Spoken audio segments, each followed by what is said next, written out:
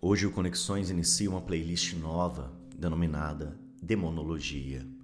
Se você é uma pessoa mais sensível, peço que pause esse vídeo, retorne à nossa página principal e assista aos nossos outros conteúdos. Lembrando, o foco principal do Conexões é sempre informativo, sem pensar em religião, crenças, credos. Ele nunca foi totalmente um deus, nunca totalmente um demônio. Mas por milhares de anos ele tem sido o nome que damos a tudo que tememos, nossos pecados, nossa vergonha e as partes de nós que preferimos abandonar. Eu sou o Peta e essa é a ascensão e queda de Azazel. Ele começou como uma sombra no ritual mais sagrado de expiação. Seu nome era sussurrado enquanto os pecados de uma nação eram colocados sobre as costas de um bode e lançados ao deserto. Ele ressurgiu em textos proibidos, ensinando à humanidade os segredos das armas, da vaidade e do poder, seu conhecimento que destruiu a inocência. Ele foi aprisionado sob a terra, acorrentado sob pedras irregulares, amaldiçoado a esperar por um julgamento final que nunca chega. E com o tempo, ele se tornou algo completamente diferente. Não mais um nome, mas um demônio, um príncipe do caos. Para entender como Azazel caiu, primeiro precisamos entender como ele ascendeu. Seu nome aparece apenas algumas vezes na Bíblia hebraica, mas quando aparece, está no centro de uns rituais mais sagrados da antiga religião israelita, Yom Kippur, o dia da expiação. Em Levítico 16, o sumo sacerdote escolhe 2 bodes. Um é sacrificado ao Senhor. O seu sangue é oferecido no altar como um sinal de purificação. O outro bode é escolhido para Azazel. O sacerdote coloca sobre esse segundo animal os pecados de todo o povo. Então o bode é levado ao deserto e solto, carregando a culpa da nação para longe do acampamento. Ele não é morto, ele não é honrado, ele simplesmente é levado embora. Esse ritual traça um contraste brutal entre os 2 animais. Um permanece no espaço sagrado e sua vida é encerrada em sangue e fogo. Já o outro desaparece na vastidão selvagem, carregado com tudo aquilo que a comunidade deseja esquecer. Nesse momento, Azazel não é colocado como inimigo de Deus, mas como seu contraponto, o sagrado e o rejeitado, o altar e o deserto. Ambos bodes são necessários, ambos fazem parte do mesmo ritual. Mas quem ou o que é Azazel? O significado de seu nome é debatido há séculos. Alguns dizem que seu nome é a junção das palavras hebraicas As, que significa forte, e El, que significa Deus. Outros argumentam que o termo se refere a um penhasco escarpado ou algum lugar isolado e desolado. Ainda quem acredite que Azazel tenha sido uma entidade sobrenatural, um espírito do deserto ou até mesmo um deus. O texto em si nunca explica, e talvez esse fosse o real objetivo. Azazel existia na fronteira do entendimento, assim como o deserto ao qual ele era ligado. Nesse ritual primitivo, Azazel não é mau. Ele é essencial. Ele carrega o que ninguém mais pode. Os pecados de um povo inteiro são transferidos para o seu bode. Sem Azazel não há libertação, não há alívio, não há paz. Ser escolhido para receber esse fardo não é um castigo. É um papel de uma importância aterradora. Azazel se torna o receptáculo, o escape, o destino final de tudo o que precisa ser jogado fora. Alguns podem ver isso como uma estranha forma de honra, já outros como um exílio necessário, sagrado, mas sombrio. E esse exílio significava mais do que apenas distância física. No mundo antigo, o deserto não era apenas uma terra vazia. Era a fronteira entre o caos e a civilização. Era onde viviam as feras selvagens, onde os espíritos vagavam e onde se dizia que moravam os deuses das tribos mais antigas. Enviar o bode expiatório para esse espaço não era apenas prático, era espiritual. O pecado não era apenas removido do povo, ele era devolvido ao reino de onde se acreditava que o pecado havia vindo. É possível que Azazel represente uma dessas forças antigas, um deus ou espírito de sistemas de crenças pré-israelitas, reaproveitado na nova teologia, não como um objeto de adoração, mas como uma ferramenta necessária no ato da expiação. Um exilado divino, rebaixado, mas nunca descartado. Nesse momento, Azazel não é um monstro, ele não é nem mesmo um vilão.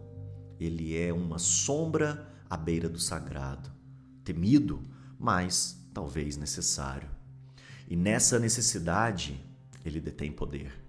O nome de Azazel pode até desaparecer das páginas da Bíblia hebraica, mas no livro apócrifo de Enoque, ele retorna com muito mais clareza e muito mais perigo. Ele já não é uma sombra dentro de um ritual, ele é um rebelde. Um líder entre os vigilantes, um grupo de 200 anjos que desceram à terra e violaram a fronteira entre o divino e o humano. Esses anjos tomam esposas mortais e geram uma raça de gigantes conhecidas como Nephilim. E a harmonia entre o céu e a terra começa a ruir. Mas o papel de Azazel é diferente. Os outros anjos caíram por desejo. Azazel caiu por ambição. Ele não para na transgressão, ele ensina. Ele instrui a humanidade na forja de armas e armaduras, no uso de cosméticos e enfeites, em encantamentos e astrologia. Seu conhecimento não chega suavemente, ele chega como fogo. A princípio, parece progresso. A humanidade aprende a moldar o metal e a se defender, a travar guerras. Aprende a embelezar o rosto, a esconder, a seduzir. Passa a mapear as estrelas e começa a acreditar que compreende os céus. Mas o custo é imediato. Com as armas vem a violência, com a vaidade, o orgulho, com a hierarquia, a opressão. O conhecimento gera poder, e o poder desperta aquele desejo de controlar. Azazel dá à humanidade as ferramentas para deixar a inocência para trás, mas o que eles constroem com essas ferramentas é um mundo de conflito. Ele os tira da ignorância, mas não os conduz à sabedoria. E ao fazer isso, ele se torna uma figura familiar nos mitos, aquele que traz o conhecimento proibido, como o Prometeu, que entregou o fogo, como a serpente que ofereceu o fruto. Azazel entrega algo sagrado. Mas nessa história, a resposta divina não é iluminação, é julgamento. Os filhos dos vigilantes, os Néfilins, são monstruosos, gigantes colossais com apetite sem fim, e eles consomem tudo o que podem. E quando a terra já não consegue sustentá-los, eles voltam-se contra os próprios humanos. E por fim, uns contra os outros. O presente de Azazel não eleva o mundo, ele desestabiliza. Por seu papel no colapso, Azazel é punido. Os arcanjos são enviados para lidar com os vigilantes, e Azazel é escolhido para receber a pior das sentenças. Ele é capturado, amarrado de mãos e pés e lançado ao deserto. Lá é enterrado sob uma terra árida e selvagem, as pedras colocadas sobre ele como um selo. Algumas tradições dizem que sua boca foi preenchida com pedras afiadas para silenciá-lo. Ele não é morto, ele não é perdoado, ele é condenado a esperar. O deserto, que antes simbolizava uma remoção sagrada, agora se torna uma prisão.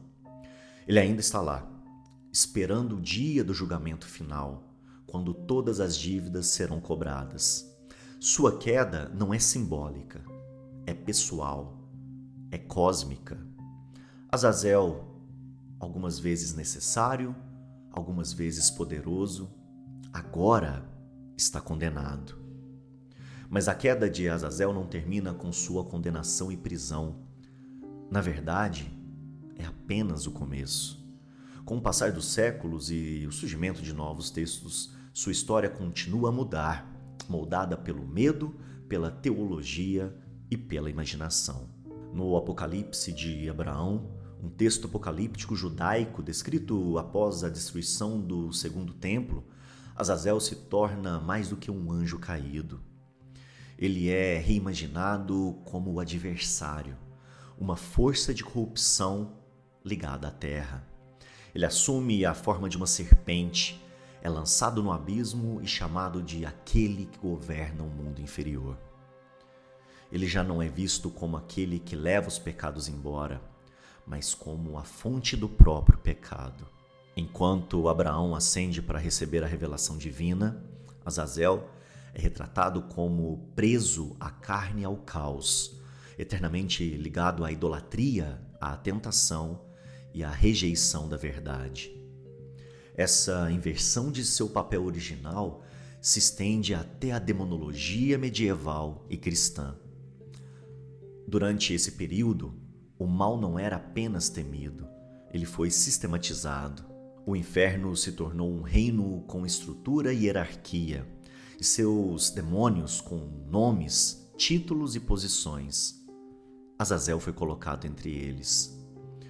Em diversos grimórios, ele é listado como um deus do orgulho, da guerra e da rebelião. Alguns textos atribuem comando sobre legiões de espíritos. Outros os descrevem como um tentador, aquele que ensinou as mulheres a usar espelhos, joias e maquiagens. Ecos de seus antigos ensinamentos, agora reimaginados como arma da vaidade e da sedução. O que começou como conhecimento se tornou veneno.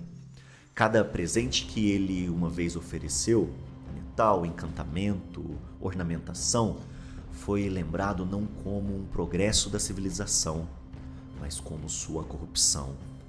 Ele já não é mais uma figura de poder ambíguo, ele é acusado diretamente e repetidamente. Azazel aparece em textos demonológicos como o Dictionary Infernal e Lemegethon, às vezes como um general do inferno, às vezes como um símbolo da própria rebelião. Nessas obras, sua imagem é fragmentada, mas sempre que é representada como um comandante orgulhoso ou corruptor sombrio, seu papel é sempre destrutivo. Na mística cabalística, a identidade de Azazel se torna ainda mais simbólica. Ele é ligado a Clipto, as cascas da criação quebrada que abrigam impureza e desequilíbrio. Lá, ele representa a distorção, uma força que arrasta o mundo para longe da ordem divina. Ele deixa de ser apenas um personagem e passa a ser um princípio que desfaz, em vez de construir. Como Samael e Baal, o nome de Azazel se torna um atalho para a heresia e destruição. Mas, ao contrário de Lúcifer, cuja queda foi movida por orgulho e ambição, o legado de Azazel é um rastro de influência. Ele é lembrado não apenas por ter caído, mas por ter arrastado outros com ele. O que começou como uma ambiguidade se tornou certeza, e o que era necessário passou a ser acusado. Azazel já não é mais aquele para quem os pecados eram enviados. Ele é aquele que é culpado por tê-los libertado. Azazel é mais do que um anjo caído. Ele é um espelho, um nome que reflete não apenas na teologia antiga, mas algo profundamente humano. No início, ele era o destino do pecado, o bode expiatório, aquele que carregava a escuridão que a comunidade não suportava manter. O ritual era claro, o povo confessava, o bode era escolhido e era levado ao deserto, levando com ele toda a culpa. Mas nunca foi só sobre o bode. Era sobre a crença de que o pecado podia ser removido, de que a culpa poderia ser transferida e que alguém ou algo precisava pagar o preço. Azazel deu forma a essa necessidade. Ele transformou a culpa em algo visível, gerenciável, punível. E com o tempo, esse papel se tornou mais do que simbólico. O bode expiatório virou história. E a história, um aviso. As interpretações sobre Azazel evoluíram. O que começou como um nome em um ritual se transformou em uma teologia de condenação. A ambiguidade foi substituída pela certeza. O espírito do deserto virou um rebelde, e o rebelde, um demônio. As autoridades religiosas precisavam de um inimigo claro.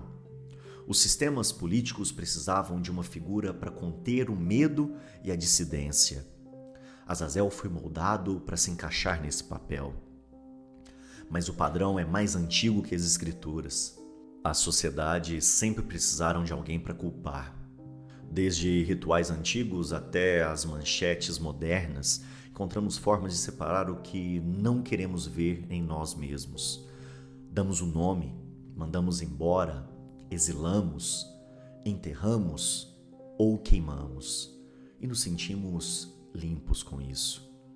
A história de Azazel não é apenas sobre uma queda, é sobre projeção, sobre o que acontece quando não conseguimos conviver com a nossa própria culpa. Ele se tornou o recipiente da violência, da vaidade, da ambição e do desejo. E quando olhamos para ele por tempo suficiente, paramos de ver o homem no deserto e começamos a ver o monstro que temíamos que ele fosse. Então por que Azazel caiu? Talvez ele não tenha caído. Talvez ele sempre estivesse lá fora, esperando no deserto, carregando o peso do que recusamos a enfrentar, os pecados que passamos adiante, a culpa que negamos, a violência que justificamos. Precisávamos de um lugar para mandar tudo isso e demos o nome a ele, Azazel. E quando o peso se tornou demais, nós enterramos. Não para esquecer, mas para fingir que havíamos superado. Mas monstros nascidos do silêncio não permanecem enterrados para sempre. Eles esperam. E quando as rachaduras começarem a aparecer, quando a culpa for mais pesada do que o ritual pode suportar, nós encontraremos de novo. Ainda preso, ainda observando, ainda carregando o que não conseguimos suportar. E assim, Azazel permanece. Não apenas como um nome antigo, mas como um reflexo das partes mais sombrias de nós mesmos. Um espelho que revela aquilo que preferimos esconder. O peso da culpa, do pecado, da violência e da vaidade. No início, ele foi o bode expiatório, a figura para a qual projetamos tudo o que não podíamos enfrentar. Mas com o tempo, ele se transformou no monstro que temíamos que fosse. Não mais uma entidade distante, mas uma força presente, à espreita, aguardando o momento em que a culpa se tornasse maior do que a nossa capacidade de carregar. Nós o enterramos, mas nunca o esquecemos, porque os monstros nascidos do silêncio não permanecem para sempre. No início, ele foi o bode expiatório, a figura para a qual projetamos tudo o que não podíamos enfrentar. Mas com o tempo ele se transformou no monstro que temíamos que fosse. Não mais uma entidade distante, mas uma figura presente, à espreita, aguardando o momento em que sua culpa se tornasse maior do que a capacidade de carregar. Nós o enterramos, mas nunca o esquecemos, porque os monstros nascidos do silêncio não permanecem enterrados para sempre. Eles esperam. E quando as rachaduras começarem a aparecer, ele estará lá, ainda observando, ainda carregando o peso de tudo o que não conseguimos suportar. Às vezes, o que mais tememos não é o que já aconteceu, mas que ainda pode vir.